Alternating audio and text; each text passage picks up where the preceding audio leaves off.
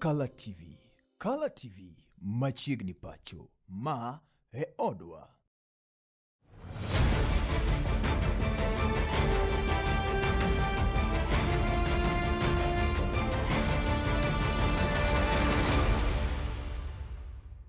Adhika uthuluni makende mondo mi arwaka nyadendi Sharon mabende koro to wadhi loso godo. Adhika uthuluni makende mondo mi arwaka nyadendi Sharon mabende koro to wadhi loso godo e weche go eko mag kedo koda ka lwenje go eko mag kit chwech mag dhano kata mag oganda gino mabende ong'ere kaka gender based violence. Wadhi ng'iyo kanyo ni to ginang'o gini makelo gima kamano, to ere kaka inyalo tieke, to gin yore mage ma koponi yudori ni oroch ratichi ka in oganda ma pacho kaeri, ere yo ma onego ilu mano nikech wasefwenyo ni oganda mathoth osebedo maybe kakale 1 2 3 kata achiel nade achiel ariyo adek moso joma mine kata kamano ok ging'eyo ga, oganda ok ong'eyo ni to ninga tim nang'o kotimore kama to ninga luyo mane.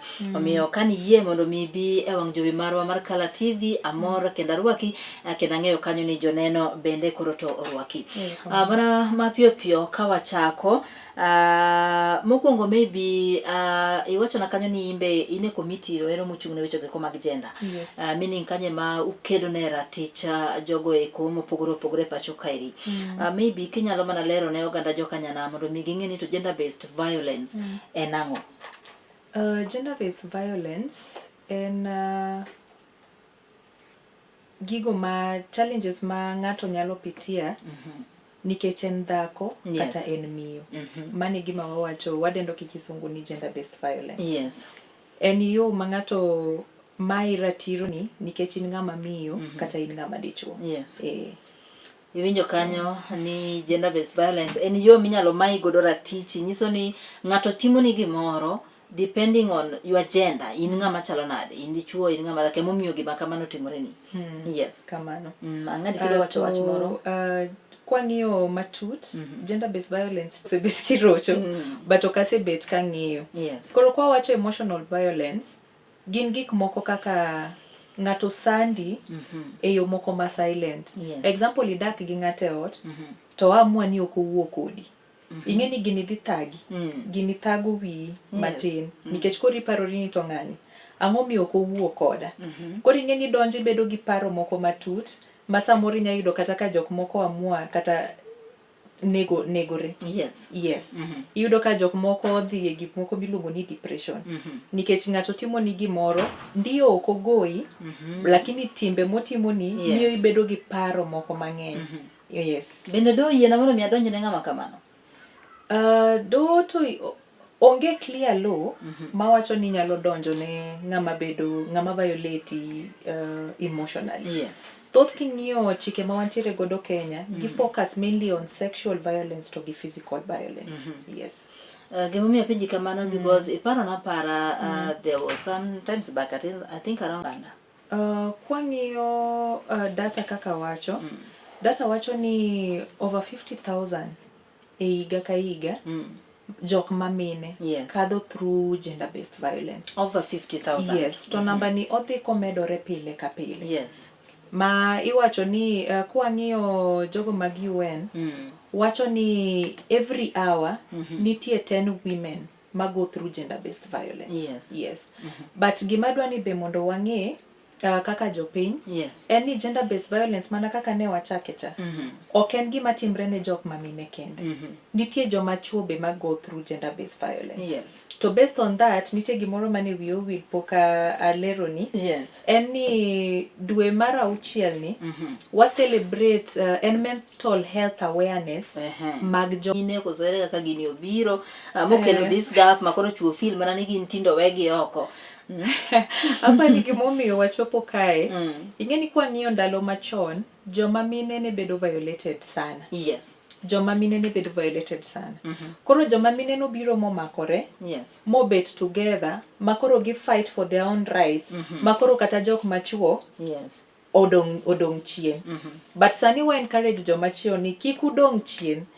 kaka wan gi organizations machal kaka FIDA matetea wan joma mine joma chuo be yande ndalo moko kane gin gi gimoro ni maendeleo ya wanaume akeni be osechopo kanye akeno chopo kanye akeni pod entie but gibedo encourage nikech ingeni at the end of the day pod wan victim owuon mondo at least wa make sure victim owuon mondo at least wa make sure ni oyudo ratiche yes koro mane gima wakonyogo nikech mane gima wakonyogo nikech mane gima wantiere godo wan gi constitution 4 years 16 years this person comes back 4 years 16 years this person comes back through the media and claim that they were innocent and the maybe the person, the victim also comes and say that oh I was young, oh I lied. So in the case of maybe father relationships and whatever, we have seen these things. Is there any law? Is there any law that protects such kind of cases?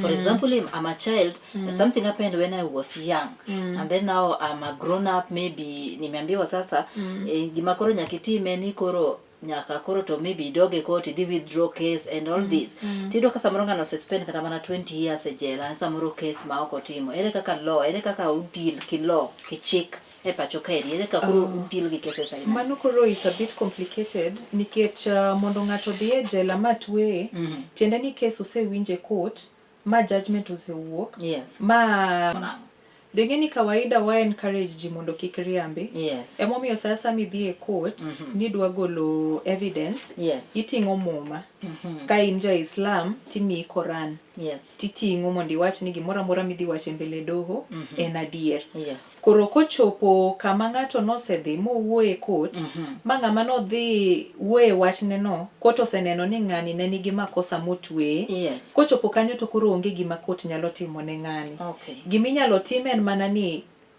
ngama notweni en gi right mar kao hatua ne ngama no riambo neni okay yes chaki donjo ne manyien yes maybe mapio pio kinyalo mana miyo wa brief explanation gin legal steps mage kata yore mago namba mage mag chik moningo bena nyalo kao for example andala kacha ngato rocho raticha kata nyo ngato murocho ratiche process mage tell us step by step legal process moningo beni ngato kao kopono rocho ratiche nyakichop miyudo ratiro okay gima wantemo gima dwani ji opinyo ngeni yes mostly mondo daktari otem verify mondo ndik report niya ngani tadiero biro to biro gi alama makama kata sama no biro hospital dende ne chal kama to qualify ni adier ngani nitie kaka no bedo assaulted so once he say report ka police it is now on the police police tiyo gi office miluongo ni ODPP Director of Public Prosecution to case ni itere court to kapoko tere court ngama ni wacho ni o violate ni nyaka kuong make kose make ko kinyalo tere court mondo case koro dhi mbele yes correct the first process any the police idika OB number tichomo godo hospital P3 mi OB number kasti mi P3 yes P3 makore dhi godo hospital yes but now nitiere case kata challenge moro makoro bedo ma oningo beni koro to ibedo restrained from this person mogoi samoro ng'ani mamiyo nyadi mathoth ka ji ngato gore kata mana gi ngato rocho ratich ngato tiyudo ka joma ng'eny koro mi advice ni awuouru gi ng'ano tieki ki familia en ji oluoro ni cases aina gi budhe court kae to koro chuni ni nyaka koro many lawyer ni be nyaka chul and all this how do you ere kaka un kaka joma lawyers ere kaka deal gi challenges machalo kaka maeri to number 2 ere kaka inyalo tiek cases gi mapiyo kata cases go beni tieko how long e court mondo mi case gi rum okay sani to wanyalo temo miyo judiciary credit matin nikech delayed cases sani dok piny sani tinda neno ka cases temo move mapiyo nikech aneno ka judiciary medo magistrates mondo magistrate obede court ka court mondo cases gi move piyo mar ariyo eni wan kaka okinde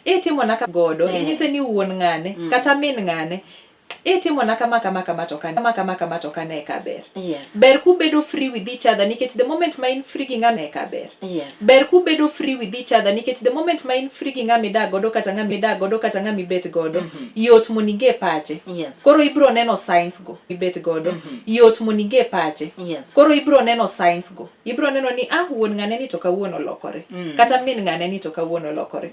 But ng'eyo signs individually to bedo matek nikech dhano to ochwere mopogore. Yes. Okay, ng'eyo signs amoro nyalo bedo matek. But winjo ko to ni joma gera ahinya. Ng'ato gera an ng'ama luoro en ng'ama ka gimoro timore matin to se kwanyo gimoro e lwete.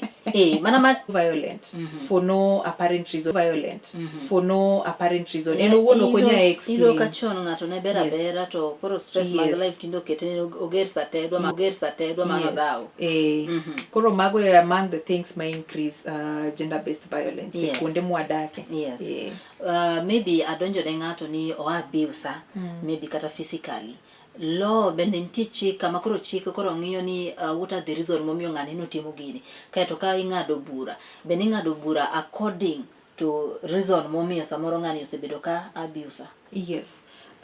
King'iyo system mar justice Kenya iluongo ni adversarial system. Yes. Adversarial tiende ni sama i-report ng'ato mudhi e court, ng'ani miyo time wacho. Yes. Kasto imbe kaka ng'amo donjo imbe dhi miyi time iwacho. Yes. Koro gigu kusewacho gi ng'amo bet jang'ad bura dhi bet to ng'iyo nikech mane gimosomo. Yes. Dhi bet to ng'iyo nikech gimbe ging'eyo sama ng'ato riembeleni.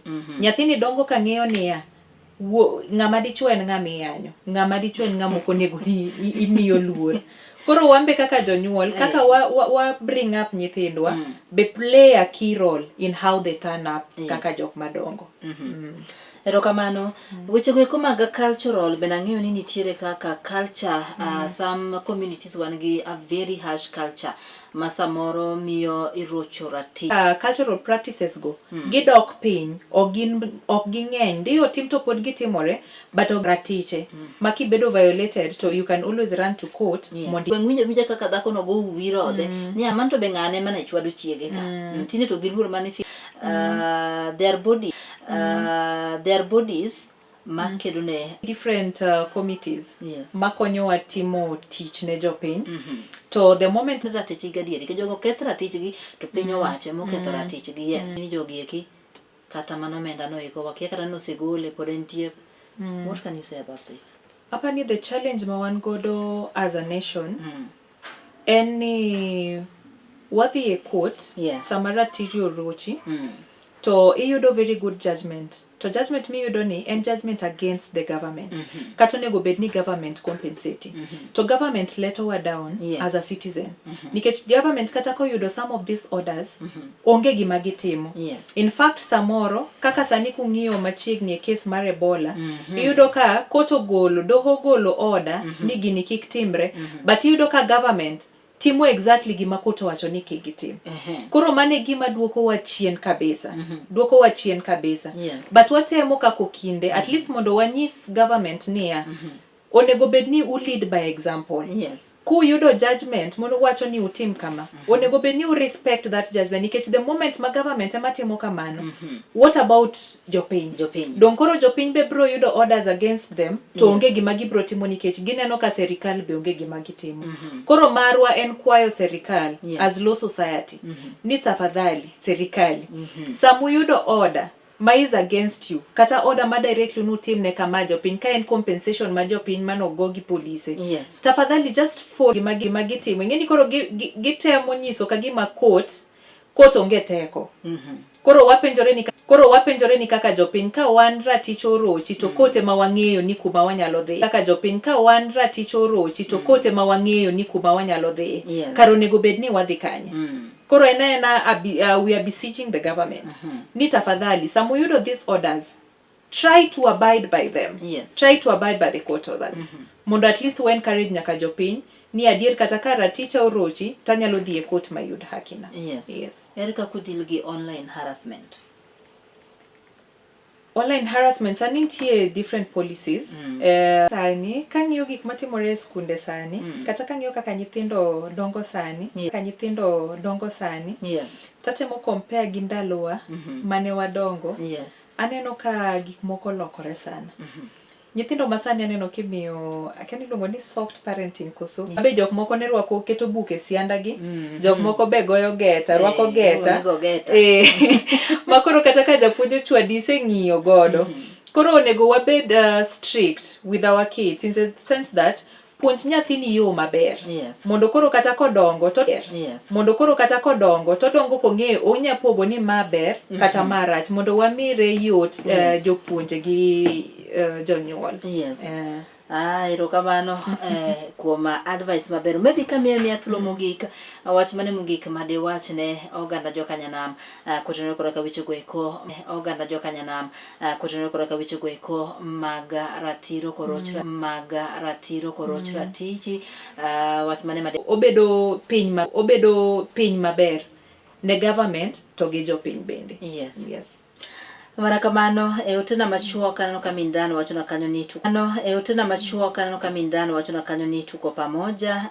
Junior Kamus Wuod Nyarongo bende wacho na kanyo ni ako present. Wuod Nyarongo bende wacho na kanyo ni ako present. En bende owinjo twak marwa kanyo dochinge makawuono. En marakamano marwa kanyo dochinge makawuono. En marakamano mano ne wendo marwa achiel kuom kinde pacho kaeri makendo owacho kanyo ni kumukinde pacho kaeri makendo owacho kanyo ni komiti no mar jogo makedo ne ratich oganda. Sharon wakil